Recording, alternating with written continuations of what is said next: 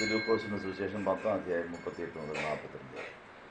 യേശുവും ശിഷ്യന്മാരും യാത്ര പോകുമ്പോൾ ഒരു ഗ്രാമത്തിൽ പ്രവേശിച്ചു.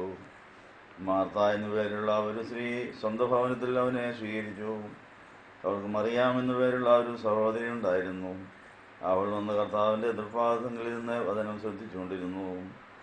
മാർത്തയോ പലവിധ ശുശ്രൂഷകളിൽ ബദ്ധശ്രദ്ധയായിരുന്നു. അവൾ വന്ന് അവനോട്, എൻ്റെ കർത്താവേ, ശുശ്രൂഷ ചെയ്യുവാൻ എൻ്റെ സഹോദരി എന്നെ തനിച്ചു വിട്ടിരിക്കുന്നതിൽ നിനക്ക് വിചാരമില്ലയോ? എന്നെ സഹായിക്കുവാൻ അവളോട് പറയണമേ എന്ന് പറഞ്ഞു. എന്നാൽ യേശു അവളോട്, മാർത്തയേ മാർത്തയേ, നീ പലവിധ കാര്യങ്ങളെക്കുറിച്ച് ആകുലപ്പെട്ട് അസ്വസ്ഥയായിരിക്കുന്നു. എന്നാൽ ആവശ്യമുള്ളത് ഒന്നേ ഉള്ളൂ. മറിയാമ നല്ല ആ ഭാഗം തിരഞ്ഞെടുത്തിരിക്കുന്നു, അത് അവരിൽ നിന്നും ആരും ഭരിക്കുകയുമില്ല എന്ന് പറഞ്ഞു. നിങ്ങൾക്കെല്ലാവർക്കും സംവേദിയുണ്ടായിരിക്കും. കർത്താവിൻ്റെ ജനനപ്പെരുന്നാളിന് വേണ്ടി നമ്മൾ ഒരുങ്ങുന്ന ഈ കാലയളവിൽ അനുഗ്രഹകരമായ 25 നോമ്പിനായിട്ട് നമ്മൾ തയ്യാറാകുമ്പോൾ സഭയുടെ ശുദ്ധീകരണ പെരുന്നാളും പ്രതിഷ്ഠാ പെരുന്നാളും കഴിഞ്ഞ് കർത്താവിൻ്റെ വഴിയൊരുക്കുവാൻ വേണ്ടി നിയോഗിക്കപ്പെട്ട് ഏലിയാവിൻ്റെ ആത്മാവോടെ ജനിക്കുന്ന ആ യോഹന്നാൻ സ്നാപകൻ്റെ ജനന വാർത്ത സക്കറിയായോട് അറിയിക്കുന്ന അറിയിപ്പിൻ്റെ ഞായറാഴ്ച നാളെ വരുന്നു. നാളെ ഇവിടെ നടക്കാൻ പോകുന്ന ആ പ്രത്യേക വിശുദ്ധ കുർബാനയ്ക്കുള്ള ഒരു ഒരുക്കധ്യാനമായി ഇന്ന് നമ്മൾ നാളെ വായിക്കേണ്ട വേദഭാഗത്തിൻ്റെ പ്രഭാത വായന ഇന്ന് തന്നെ നമ്മൾ വായിക്കുകയായിരുന്നു. നമ്മൾ നാളെ വായിക്കേണ്ടതായ പത്രോസിൻ്റെ ലേഖനവും ലൂക്കോസിന് ശേഷം 10-ാം അധ്യായം 38 മുതൽ ഈ 2 വേദഭാഗങ്ങളിൽ നിന്ന് വായിക്കുകയുണ്ടായി. നാളത്തെ ആരാധനയെ ആത്മാവിൽ സത്യത്തിലുമാക്കുവാൻ ഈ തിരുവചനങ്ങൾ നമ്മളെ എങ്ങനെ സഹായിക്കും? നമ്മളൊന്ന് വായിച്ചു കേട്ടതായ പത്രോസിൻ്റെ ലേഖനം നമ്മുടെ മനുഷ്യർക്കുള്ളാവുന്നവരും ദൈവത്തെ പ്രസാദിപ്പിക്കുന്നവരുമാക്കുവാൻ, ദൈവരാജ്യത്തിന് നീതി, സമാധാനം, പരിശുദ്ധാത്മാവിന്റെ സന്തോഷവയിലേക്ക് നമ്മളെ പ്രവേശിപ്പിച്ച് നമ്മൾ മനുഷ്യർക്കുള്ളാവുന്നവരും ദൈവത്തെ പ്രസാദിപ്പിക്കുന്നവരുമായ ജന്മസാഫല്യം അടയണമെങ്കിൽ വിളിയും തിരഞ്ഞെടുപ്പും ഉറപ്പാക്കപ്പെട്ട് നമ്മൾ ദൈവരാജ്യത്തിലേക്ക് നമ്മൾ ഓരോ ദിവസത്തെയും പ്രാണൻ പ്രവേശിച്ചുകൊണ്ടിരിക്കണം എന്നുള്ളൊരു കാര്യം പത്രോസ് ശ്ലീഹായുടെ അനുഭവ വെളിച്ചത്തിൽ നമ്മളെ പഠിപ്പിക്കുകയായിരുന്നു. സ്വയപരിശോധനയ്ക്കായിട്ട് ആ വേദഭാഗം നമ്മൾ ഇന്ന് വായിച്ചു. നമുക്ക് ഇടറാതെയും പതറാതെയും ദൈവരാജ്യത്തിലേക്ക് എന്നും പ്രവേശിക്കാൻ കഴിയുന്നുണ്ടോ?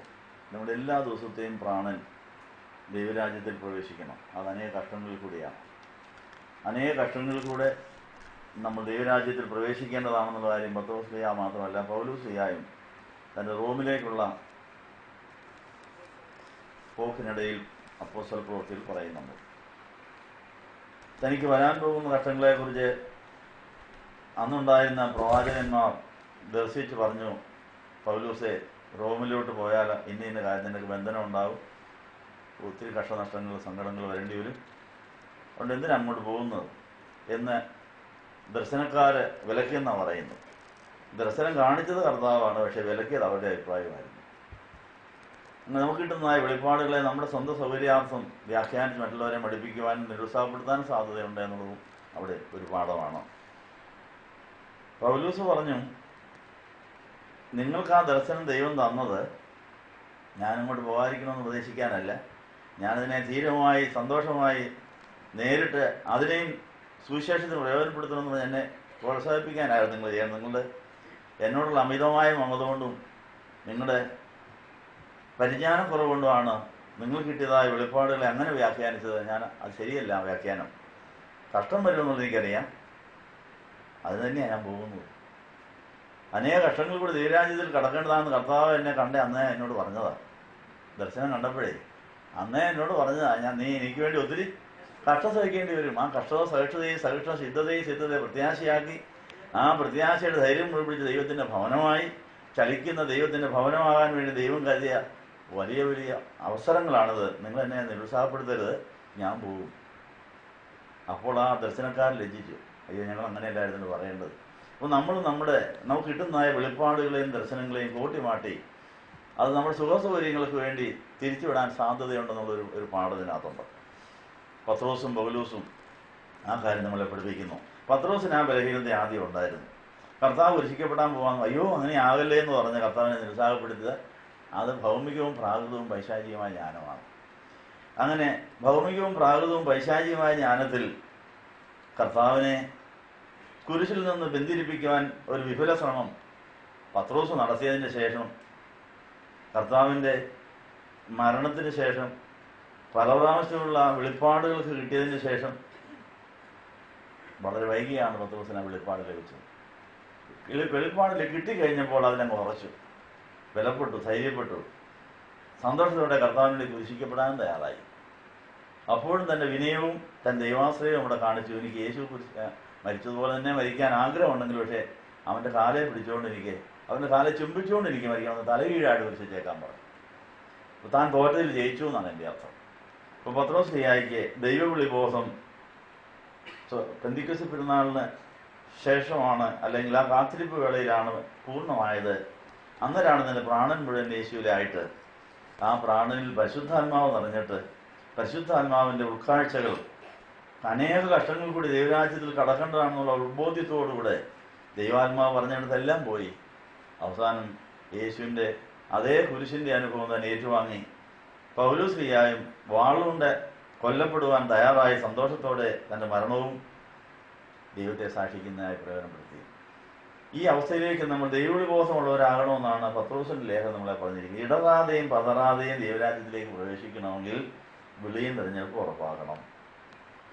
ഇടറുകയും പതറുകയും ചെയ്യുന്ന പ്രാണൻ പാതാളത്തിലേക്ക് പോകും. ഇടറാതെയും പതറാതെയും പ്രത്യാശയോടെ, ദൈവവിശ്വാസത്തോടെ, ദൈവസ്നേഹത്തോടെ, സഹനത്തോടെ യേശുവിൻ്റെ മുഖം വഹിച്ചുകൊണ്ട് യേശുവിനോടൊപ്പം കഷ്ടം സഹിക്കുകയാണെങ്കിൽ അവൻ്റെ കൂടെ വാഴാമെന്ന് പറയുന്നു. അപ്പം എല്ലാ ദിവസത്തെ പ്രാണനും ഈ അനുഭവം ഉണ്ടാകണം. എല്ലാ ദിവസത്തെയും പ്രാണൻ ദൈവരാജ്യത്തിലേക്ക് പ്രവേശിച്ചുകൊണ്ടേയിരിക്കണം. ആ കാര്യത്തിൽ നിങ്ങൾക്ക് എന്തെങ്കിലും നിർബന്ധമുണ്ടോ? പത്രോസിന് ആ നിർബന്ധം ഉണ്ടായി. ഇത് പെന്തിക്കോസ്ത് പെരുന്നാളിന് ശേഷം എത്ര നാൾ കഴിഞ്ഞാൽ ഇത് എഴുതുന്നത്? AD 64 പത്രോസിൻ്റെ ഈ 2ാം ലേഖനം എഴുതുന്നതെന്നാണ് വേദശാസ്ത്രന്മാരുടെ അഭിപ്രായം. അപ്പോൾ AD 30 പെന്തിക്കോസ്ത് പെരുന്നാൾ, ഒരു 34 കൊല്ലം കഴിഞ്ഞ്. ഇപ്പോൾ 34 കൊല്ലം കൊണ്ട് പെന്തിക്കോസ്ത് കഴിഞ്ഞ് ഈ പത്രോസ് ലിയ അനേക സ്ഥലങ്ങളിൽ പോയി പ്രസംഗിച്ച ജീവിതം സാക്ഷ്യത്തിലൂടെ അനേകരെ നേടി, അനേക സ്ഥലങ്ങളിൽ സഭയുണ്ടായി. അതിൻ്റെ ശേഷം ആ പത്രോസ് 1ഉം 2ഉം ലേഖനങ്ങൾ എഴുതുകയാണ്. ഈ ലേഖനം ആർക്കെല്ലാം വേണ്ടിയാണ് എഴുതിയിരിക്കുന്നത് എന്നുള്ള കാര്യം 1ാം ലേഖനത്തിൻ്റെ തുടക്കത്തിൽ തന്നെ എഴുതിയിട്ടുണ്ട്. യേശുക്രിസ്തുവിൻ്റെ അപ്പോസ്തലനായ പത്രോസ് പൊന്തോസിലും ഗലാത്യയിലും കപ്പദോക്യയിലും ആസിയയിലും ബിഥുന്യയിലും ചെതറിപ്പാർക്കുന്ന പരദേശികൾക്ക്. ഇവർ ചെതറാൻ എന്താ കാരണം? പെന്തിക്കോസ്ത് കഴിഞ്ഞ് 34 കൊല്ലമായപ്പോഴത്തേക്ക് 30 കൊല്ലമായപ്പോഴേക്ക് ഒത്തിരി വലിയ പീഡകൾ വന്നു. ആ വലിയ പീഡകളുടെ മധ്യത്തിൽ അനേകർ ചെതറിപ്പോയി. സ്തെഫാനോസിൻ്റെ ആ കല്ലേറിൻ്റെ സമയത്തൊക്കെ പലരും കല്ലേറ് കൊള്ളാതിരിക്കാൻ പേടിച്ചോടിപ്പോയവരുണ്ട്. പീഡയുടെ സ്ഥലത്ത് നിന്ന് ഓടി ഓടി പല സ്ഥലങ്ങളിൽ പോയവരുണ്ട്. അപ്പോൾ 1ാം നൂറ്റാണ്ടിലെ സഭയുടെ ആദ്യത്തെ 10, 20, 30 കൊല്ലക്കാലത്തെ പീഡനങ്ങളുടെ മധ്യത്തിൽ പലസ്തീൻ നാട്ടിൽ നിന്ന്, യെരുശലേമിൽ നിന്ന്, പലയിടങ്ങളിൽ നിന്ന് പല സ്ഥലങ്ങളിലേക്ക് അനേകർ ചിതറിപ്പാർത്തെന്നാണ് പറയും. അത് ഇത്രയും സ്ഥലങ്ങളിൽ ആസിയയിലും ബിഥുന്യയിലും ചിതറിപ്പാർക്കുന്ന പരദേശികൾക്കാണ് 1ാം ലേഖനം എഴുതുന്നത്. അതിൻ്റെ ബാക്കി കാര്യങ്ങൾ അവരെ അറിയിക്കാൻ വേണ്ടിയാണ് പിന്നെയും 2ാം ലേഖനം എഴുതേണ്ടി വരുന്നു. ഇങ്ങനെ നമ്മൾ നാൾതോറുമുള്ള കഷ്ടനഷ്ടങ്ങളുടെ മധ്യത്തിൽ അല്പവിശ്വാസികളായിരിക്കുമ്പോൾ ചെതറിപ്പോകാൻ സാധ്യതയുണ്ട്. അല്ലെങ്കിൽ ദൈവാത്മ നിയോഗത്താൽ വേറെ സ്ഥലങ്ങളിലേക്ക് മാറിപ്പോയി വേറെ ചെയ്യുവാൻ നിർബന്ധിതരാകും. പത്രോസിൻ്റെയും പൗലോസിൻ്റെയും എല്ലാ അനുഭവങ്ങൾ ഈ വർഷത്തെ നമ്മുടെ സഭാജീവിതത്തിലൂടെ നമ്മൾ യേശു കുഞ്ഞിനെ കയ്യിലേന്തിക്കൊണ്ട് കർത്താവിൻ്റെ ജന്മപ്പെരുന്നാൾ വന്നതിന് ശേഷം ഹേരോദാവിൻ്റെ ശല്യം ആ ബേത്ലഹേമിൽ ആ യേശു കുഞ്ഞിനും മാതാവിനും ഉണ്ടായതുപോലെ നമുക്കും വരാൻ സാധ്യതയുണ്ട്. അപ്പം നിങ്ങൾ എന്ത് ചെയ്യുക?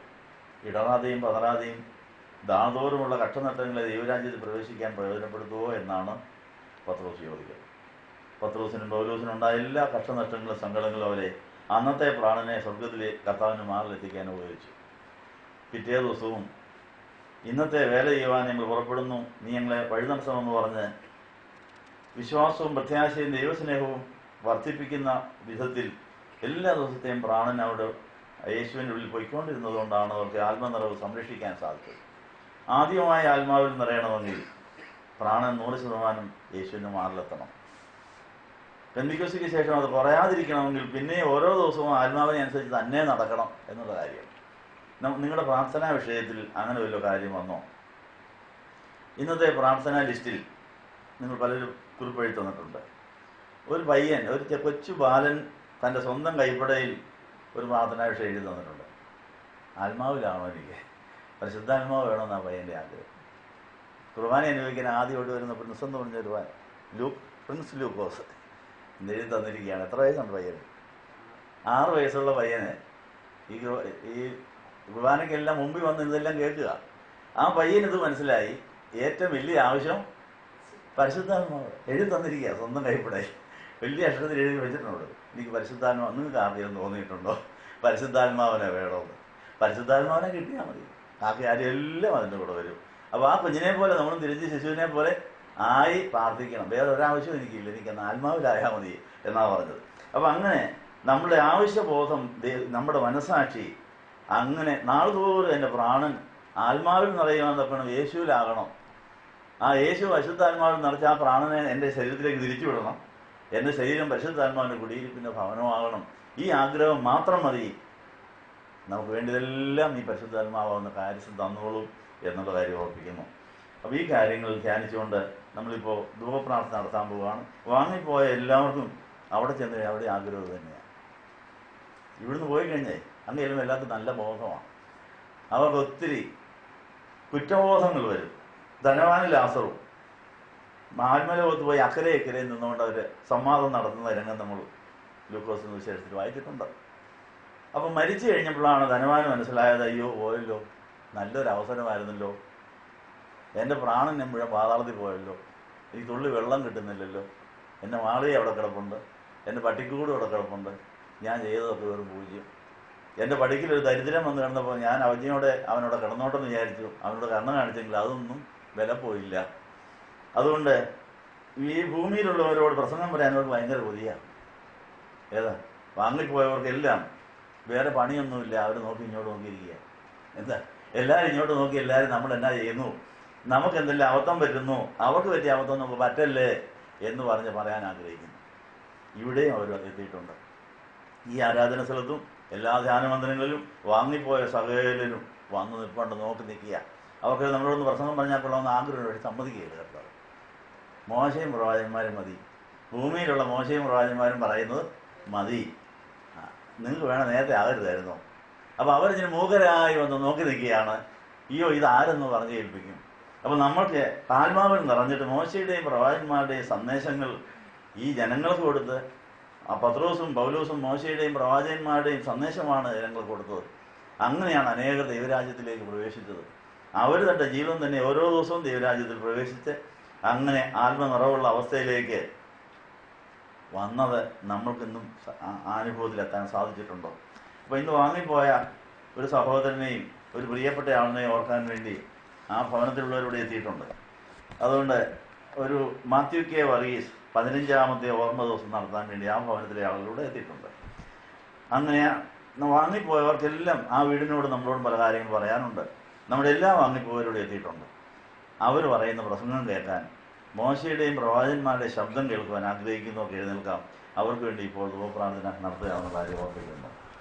പറഞ്ഞു അതിന് പ്രകാരം ഇന്നത്തെ ആരാധനയിലൂടെയും ധ്യാനത്തിലൂടെയും വചനശുശ്രൂഷയിലൂടെയും കിട്ടിയതായ അനുഗ്രഹങ്ങൾക്ക് നന്ദി പറയാം. വാങ്ങിപ്പോയ എല്ലാവരും ഈ ഭൂമിയിൽ നിന്ന് കടന്നുപോയ ശേഷം അവർ ഒരു ആത്മശരീരത്തിൽ അവരുടെ ജീവിതം തുടരുന്നുണ്ട്. അവർക്ക് ആ ശരീരത്തിനും വിശപ്പും ദാഹവും സംസാരശക്തിയും നിരീക്ഷണ ശക്തിയും പ്രാർത്ഥനാ ശക്തിയും ചർച്ചാശക്തിയും ഒക്കെ ഉണ്ടെന്ന കാര്യം ധനവാന്റെ എല്ലാവസം ദൈവമ കർത്താവ് അതിൽ കൂടെ തെളിയിച്ചിട്ടുണ്ട്. നമ്മുടെ വാങ്ങിപ്പോയവരെല്ലാം ഈ ഭൂമിയിൽ നിന്ന് കടന്നുപോയതിന് ശേഷം അവിടെ ഇരുന്നുകൊണ്ട് നമ്മളെ കാണുന്നു, നോക്കുന്നു. അവർക്ക് പറ്റിയ പരാജയം നമുക്ക് വരരുത്, അവരുടെ കുറവുകൾ നമുക്ക് വരരുത്, അവരുടെ കുറവുകളോട് നമ്മൾ പരിഹരിക്കണമെന്ന് ആഗ്രഹിച്ചുകൊണ്ട് അവർ കാത്തിരിക്കുകയാണ്. രക്ഷാപൂർത്തിക്കായി നമ്മളിലൂടെ ചെല്ലുവാൻ, അങ്ങനെ സഭയാകുന്ന ശരീരത്തിൻ്റെ കോശങ്ങളായി തലയോട് ചേരുന്ന ഉടലായി തീരുവാൻ അവരും കാത്തിരിക്കുന്നു. അങ്ങനെ പ്രതീക്ഷയിലും ഭൂമിയിലും പാതാളത്തിലും ഒക്കെയായി കിടക്കുന്ന സഭയുടെ വശങ്ങളെല്ലാം യേശുവിൽ ഒന്നാക്കി കർത്താവിൻ്റെ കല്യാണത്തിനായി നമ്മൾ ഒരുങ്ങിക്കൊണ്ടിരിക്കുന്നു. ഒരു മാത്യു കെ വർഗീസ് 15 കൊല്ലം മുമ്പ് അപകടത്തിൽ മരിച്ചതാണ്. അപകടത്തിൽ മരിച്ച് തൻ്റെ ഭാര്യയെ മക്കളെയും അനാഥരാക്കിക്കൊണ്ടാണ് പോയതെങ്കിലും ദൈവാശ്രയത്തിൽ ആ വിധവയും ആ മക്കളിൽ നിന്നും ക്ഷേമമായി കഴിയുന്നു. ആ വീട് മനോഹരമായി പോകുന്നു. ആ വിധവയുടെ മകളുടെ വിവാഹം ഭംഗിയായി നടന്നു. അവരെ ഗൾഫിൽ ജോലി ചെയ്ത് സന്തോഷമായി ജീവിക്കുന്നു. അവരുടെ സഹോദരങ്ങളും സഹോദരിമാരും ഒക്കെ പ്രത്യാശയിൽ ദൈവസ്നേഹത്തിൽ ദൈവവേല ചെയ്തുകൊണ്ടിരിക്കുന്നു, സന്തോഷ വാർത്ത അറിയിക്കുന്നു.